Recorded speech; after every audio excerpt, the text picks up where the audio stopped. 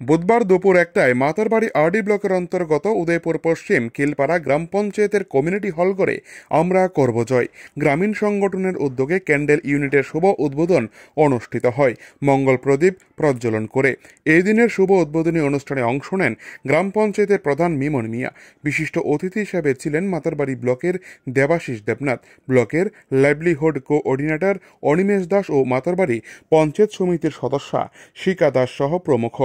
এই দিনের অনুষ্ঠানের শুরুতে প্রথমে উদ্বোধনী সঙ্গীত পরিবেশন করেন গ্রাম সংগঠনের সদস্যরা।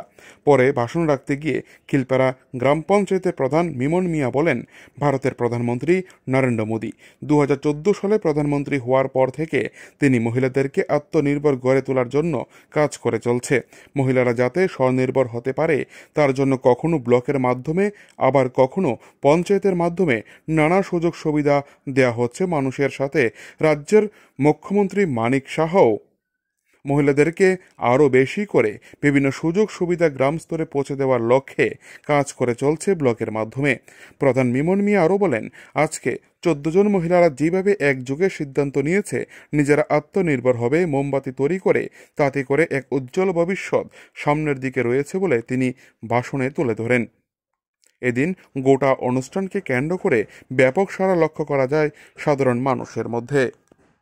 উদয়পুর থেকে নিজস্ব প্রতিনিধির রিপোর্ট, টিভি 100 বাংলা।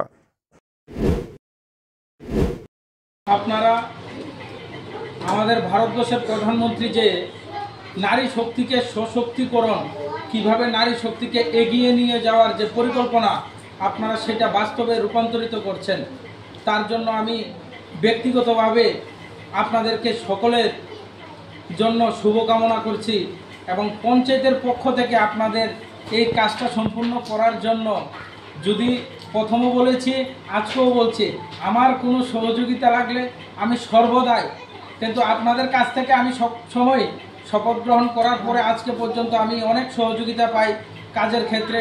আপনাদের কাজকে মূল্যায়ন দিয়ে আপনাদের সকলের থেকে আদেশ নিয়ে পঞ্চায়েত পরিচালনা করছি।